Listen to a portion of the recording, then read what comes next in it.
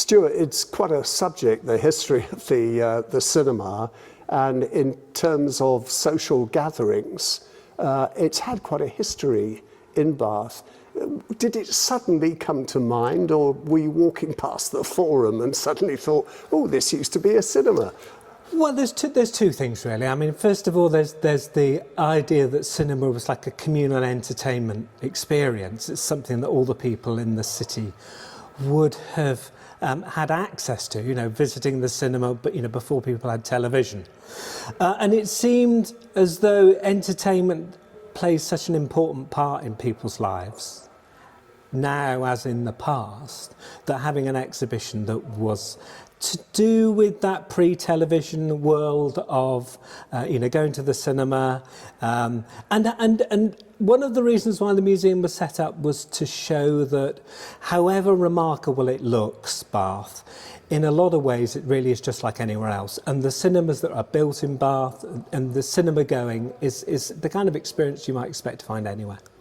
Now, we're talking about 120 years, and even I am not that old, but, you know, straight away I have memories of the days when there was an A movie and a B movie, Yep. and that crowing cockerel for Parfait News.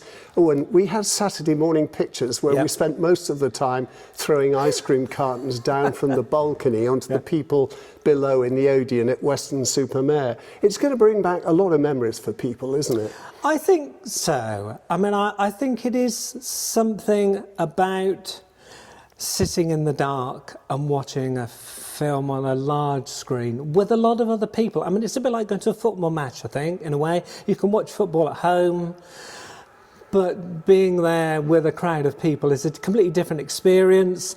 And as you say, there were all those aspects of, you know, the lady coming around selling the ice creams in the intervals. About her, yes. I mean, the Pearl and Dean, which were the adverts, and, you know, they'd always seem to advertise the Indian restaurants and that kind of thing. You were even shown to your seat. Yeah, well, precisely that. I mean, and part of what the exhibition is about, cinemas, and it's about the experience of that. We've got all these interviews with people who were projectionists and usherettes and commissionaires and people who worked in the industry, and you can access interview clips with them around the exhibition. So it's not simply material on these panels, you know, you can access sound recordings, and there's a programme of films that we're going to show which accompany the exhibition throughout the season.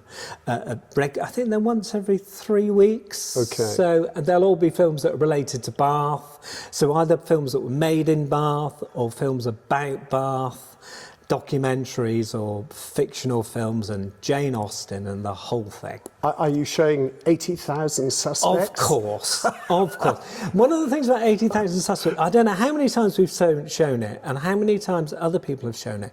It's perennially, always I know what you mean. Successful. Yeah. And people always come, and I think opinions are divided a bit. I think the story's a bit ropey, 80,000 Subjects. But people, you see people go, that's the Guildhall.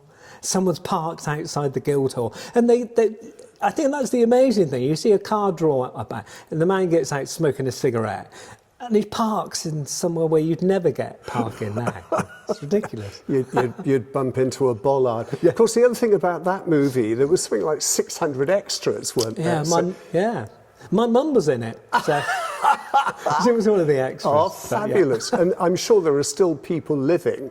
Do you think?